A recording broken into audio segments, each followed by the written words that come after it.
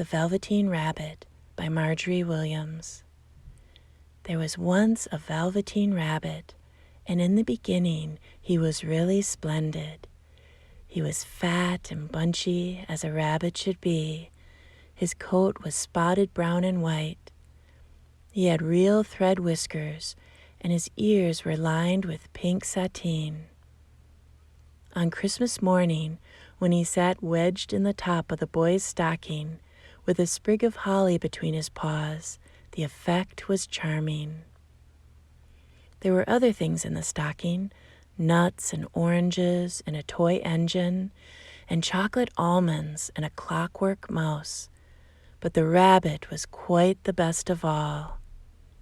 For at least 2 hours the boy loved him.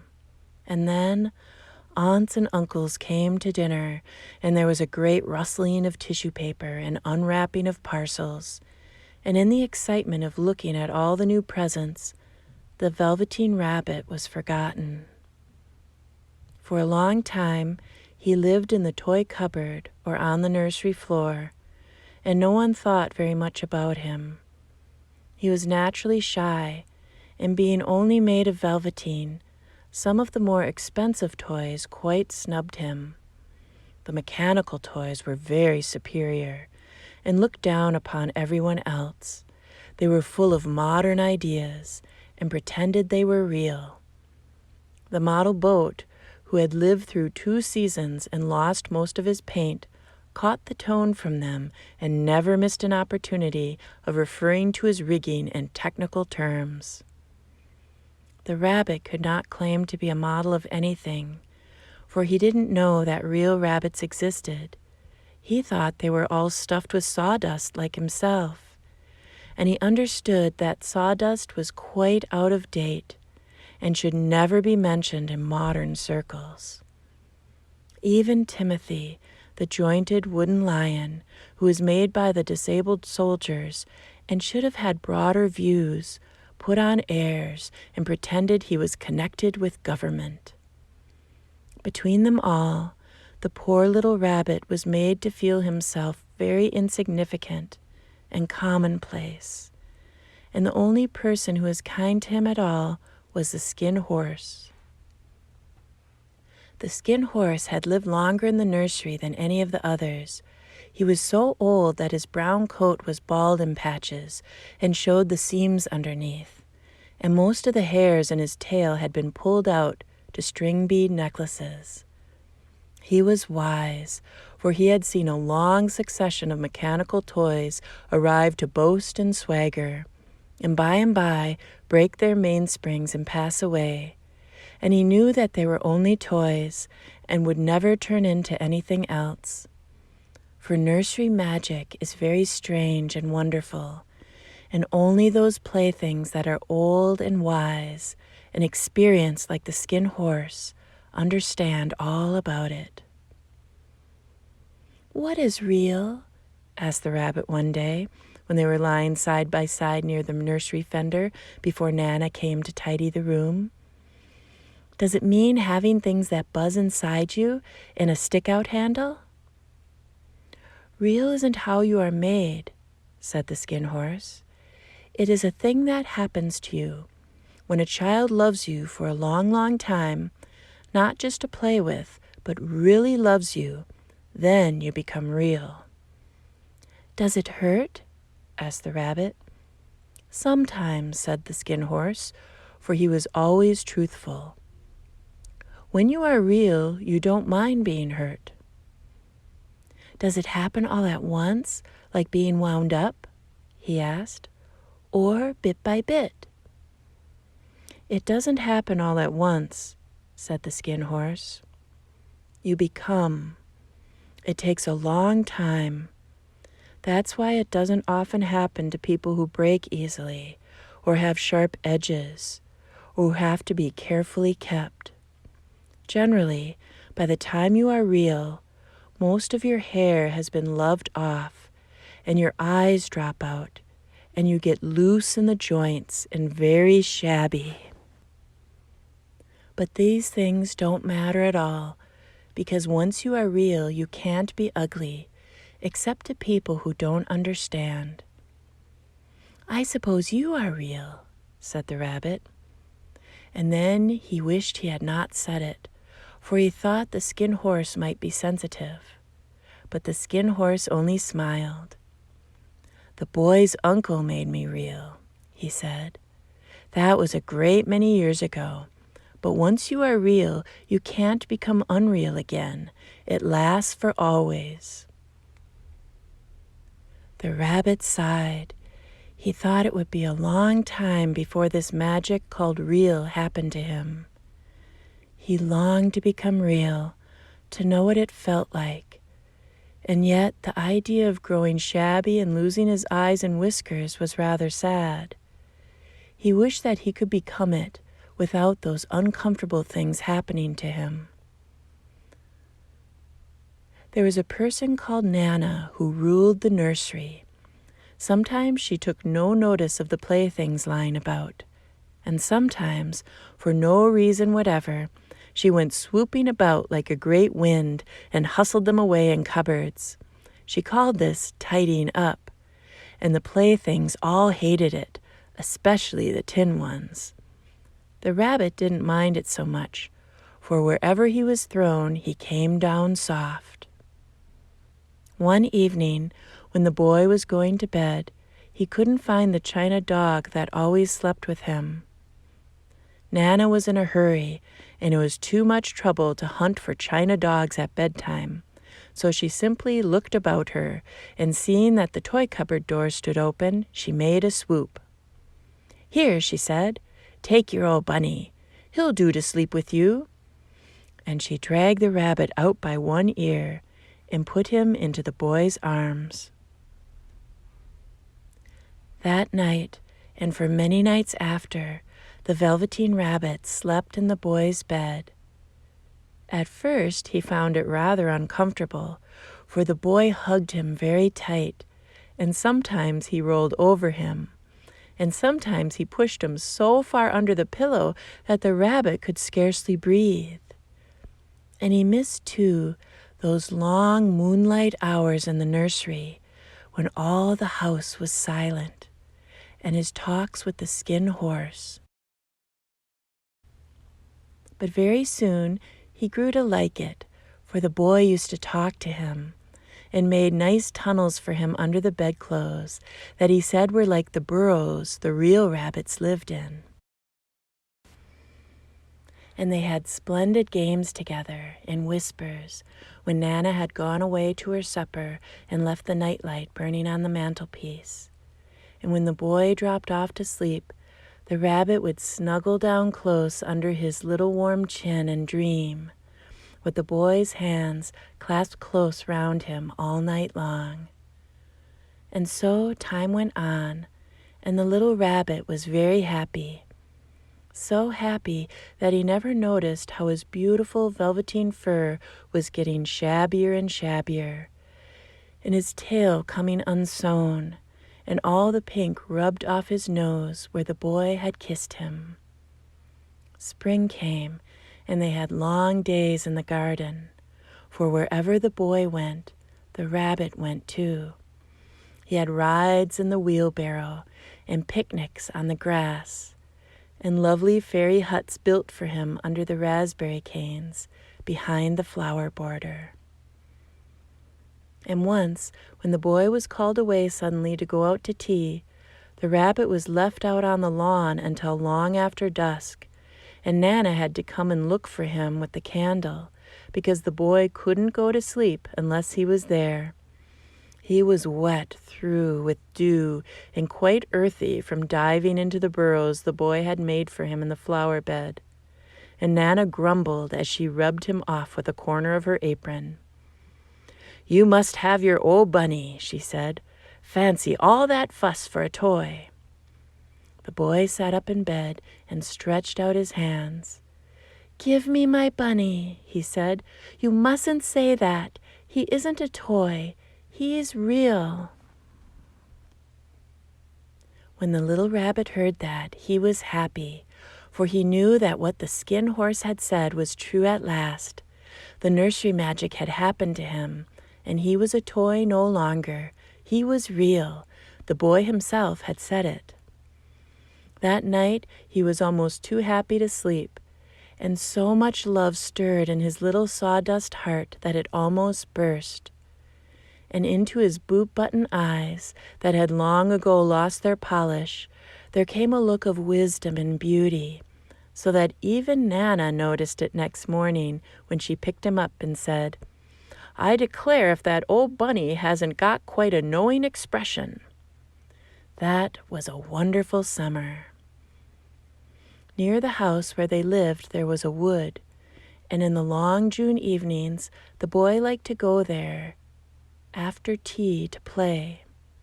He took the Velveteen Rabbit with him, and before he wandered off to pick flowers or play at brigands among the trees, he always made the rabbit a little nest somewhere among the bracken, where he would be quite cozy, for he was a kind-hearted little boy, and he liked the bunny to be comfortable. One evening, while the rabbit was lying there alone, watching the ants that ran to and fro between his velvet paws in the grass, he saw two strange beings creep out of the tall bracken near him. They were rabbits like himself, but quite furry and brand new. They must have been very well made, for their seams didn't show at all, and they changed shape in a queer way when they moved. One minute they were long and thin, and the next minute fat and bunchy, instead of always staying the same like he did. Their feet padded softly on the ground, and they crept quite close to him, twitching their noses, while the rabbit stared hard to see which side the clockwork stuck out. For he knew that people who jump generally have something to wind them up, but he couldn't see it. They were evidently a new kind of rabbit altogether. They stared at him, and the little rabbit stared back, and all the time their noses twitched. "Why don't you get up and play with us?" one of them asked. "I don't feel like it," said the rabbit, for he didn't want to explain that he had no clockwork. "Ho," said the furry rabbit, "it's as easy as anything," and he gave a big hop sideways and stood on his hind legs. "I don't believe you can," he said. "I can," said the little rabbit. "I can jump higher than anything." He meant when the boy threw him, but of course he didn't want to say so. "Can you hop on your hind legs?" asked the furry rabbit. That was a dreadful question, for the Velveteen Rabbit had no hind legs at all. The back of him was made all in one piece, like a pin-cushion. He sat still in the bracken and hoped that the other rabbits wouldn't notice. "I don't want to," he said again. But the wild rabbits have very sharp eyes, and this one stretched out his neck and looked. "He hasn't got any hind legs," he called out. "Fancy a rabbit without any hind legs," and he began to laugh. "I have," cried the little rabbit. "I have got hind legs. I am sitting on them." "Then stretch them out and show me, like this," said the wild rabbit. And he began to whirl round and dance, till the little rabbit got quite dizzy. "I don't like dancing," he said. "I'd rather sit still." But all the while he was longing to dance, for a funny new tickly feeling ran through him, and he felt he would give anything in the world to be able to jump about like these rabbits did. The strange rabbit stopped dancing and came quite close. He came so close this time that his long whiskers brushed the Velveteen Rabbit's ear. And then he wrinkled his nose suddenly and flattened his ears and jumped backwards. "He doesn't smell right," he exclaimed. "He isn't a rabbit at all. He isn't real." "I am real," said the little rabbit. "I am real. The boy said so." And he nearly began to cry.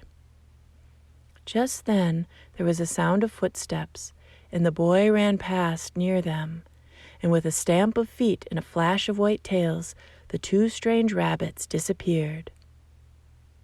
"Come back and play with me," called the little rabbit. "Oh, do come back. I know I am real." But there was no answer. Only the little ants ran to and fro, and the bracken swayed gently where the two strangers had passed. The Velveteen Rabbit was all alone. "Oh dear," he thought, "why did they run away like that? Why couldn't they stop and talk to me?" For a long time he lay very still, watching the bracken and hoping that they would come back. But they never returned, and presently the sun sank lower and the little white moths fluttered out, and the boy came back and carried him home. Weeks passed, and the little rabbit grew very old and shabby, but the boy loved him just as much. He loved him so hard that he loved all his whiskers off, and the pink lining to his ears turned gray, and his brown spots faded. He even began to lose his shape, and he scarcely looked like a rabbit anymore, except to the boy. To him, he was always beautiful, and that was all that the little rabbit cared about. He didn't mind how he looked to other people, because the nursery magic had made him real, and when you are real, shabbiness doesn't matter. And then, one day, the boy was ill. His face grew very flushed, and he talked in his sleep, and his little body was so hot that it burned the rabbit when he held him close. Strange people came and went in the nursery, and a light burned all night, and through it all, the little Velveteen Rabbit lay there, hidden from sight under the bedclothes, and he never stirred, for he was afraid that if they found him, someone might take him away, and he knew that the boy needed him. It was a long, weary time, for the boy was too ill to play, and the little rabbit found it rather dull with nothing to do all day long. But he snuggled down patiently and looked forward to the time when the boy should be well again, and they would go out in the garden amongst the flowers and the butterflies and play splendid games in the raspberry thicket like they used to. All sorts of delightful things he planned, and while the boy lay half asleep, he crept up close to the pillow and whispered them in his ear. And presently the fever turned, and the boy got better. He was able to sit up in bed and look at picture books, while the little rabbit cuddled close at his side. And one day they let him get up and dress. It was a bright, sunny morning, and the windows stood wide open. They had carried the boy out onto the balcony, wrapped in a shawl, and the little rabbit lay tangled up among the bedclothes, thinking. The boy was going to the seaside tomorrow. Everything was arranged, and now it only remained to carry out the doctor's orders. They talked about it all, while the little rabbit lay under the bedclothes, with just his head peeping out, and listened. The room was to be disinfected, and all the books and toys that the boy had played with in bed must be burnt. "Hurrah!" thought the little rabbit. "Tomorrow we shall go to the seaside." For the boy had often talked of the seaside, and he wanted very much to see the big waves coming in, and the tiny crabs, and the sand castles. Just then, Nana caught sight of him. "How about his old bunny?" she asked. "That?" said the doctor. "Why, it's a mass of scarlet fever germs. Burn it at once." "What? Nonsense. Get him a new one. He mustn't have that any more." And so the little rabbit was put into a sack with the old picture books and a lot of rubbish, and carried out to the end of the garden behind the fowl house. That was a fine place to make a bonfire, only the gardener was too busy just then to attend to it.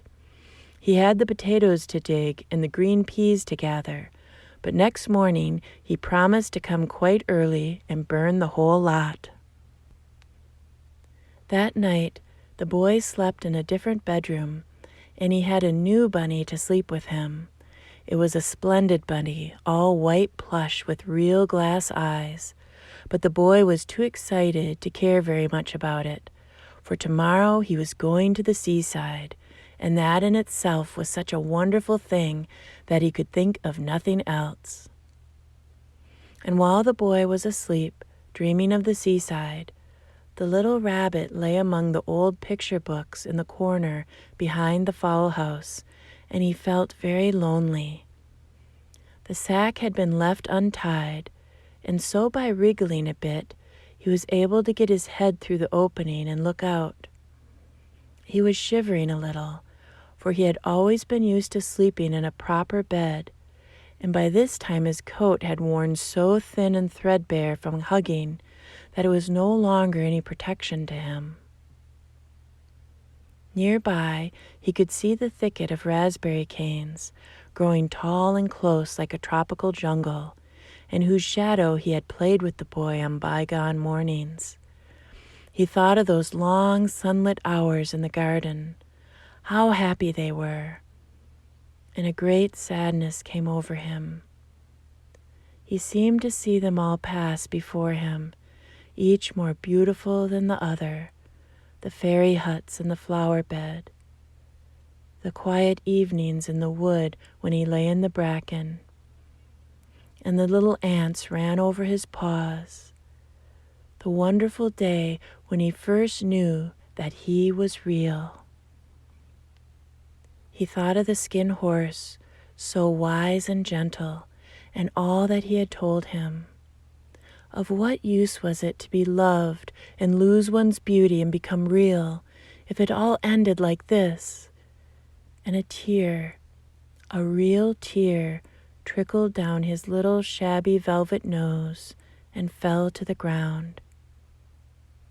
And then a strange thing happened, for where the tear had fallen, a flower grew out of the ground, a mysterious flower, not at all like any that grew in the garden. It had slender green leaves, the color of emeralds, and in the center of the leaves, a blossom like a golden cup.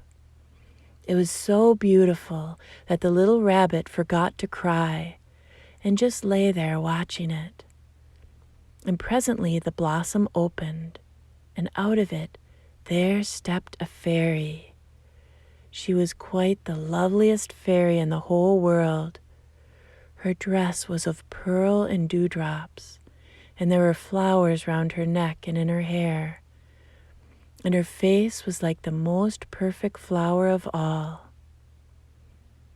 And she came close to the little rabbit and gathered him up in her arms and kissed him on his velveteen nose that was all damp from crying. "Little rabbit," she said, "don't you know who I am?" The rabbit looked up at her, and it seemed to him that he had seen her face before, but he couldn't think where. "I am the nursery magic fairy," she said. "I take care of all the playthings that the children have loved. When they are old and worn out, and the children don't need them anymore, then I come and take them away with me and turn them into real." "Wasn't I real before?" asked the little rabbit. "You were real to the boy," the fairy said, "because he loved you. Now you shall be real to everyone." And she held the little rabbit close in her arms and flew with him into the wood. It was light now, for the moon had risen. All the forest was beautiful, and the fronds of the bracken shone like frosted silver. In the open glade between the tree trunks, the wild rabbits danced with their shadows on the velvet grass. But when they saw the fairy, they all stopped dancing and stood round in a ring to stare at her. "I've brought you a new playfellow," the fairy said. "You must be very kind to him and teach him all he needs to know in Rabbitland, for he is going to live with you forever and ever." And she kissed the little rabbit again and put him down on the grass. "Run and play, little rabbit," she said. But the little rabbit sat quite still for a moment and never moved. For when he saw all the wild rabbits dancing around him, he suddenly remembered about his hind legs, and he didn't want them to see that he was made all in one piece. He did not know that when the fairy kissed him that last time, she had changed him altogether. And he might have sat there a long time, too shy to move, if just then something hadn't tickled his nose, and before he thought what he was doing, he lifted his hind toe to scratch it, and he found that he actually had hind legs. Instead of dingy velveteen, he had brown fur, soft and shiny. His ears twitched by themselves, and his whiskers were so long that they brushed the grass. He gave one leap, and the joy of using those hind legs was so great that he went springing about the turf on them, jumping sideways and whirling around as the others did. And he grew so excited that when at last he did stop to look for the fairy, she had gone. He was a real rabbit at last, at home with the other rabbits. Autumn passed and winter, and in the spring, when the days grew warm and sunny, the boy went out to play in the wood behind the house. And while he was playing, 2 rabbits crept out from the bracken and peeped at him. One of them was brown all over, but the other had strange markings under his fur, as though long ago he had been spotted, and the spots still showed through. And about his little soft nose and his round black eyes there was something familiar, so that the boy thought to himself, "Why, he looks just like my old bunny that was lost when I had scarlet fever." But he never knew that it was really his own bunny, come back to look at the child who had first helped him to be real. The end.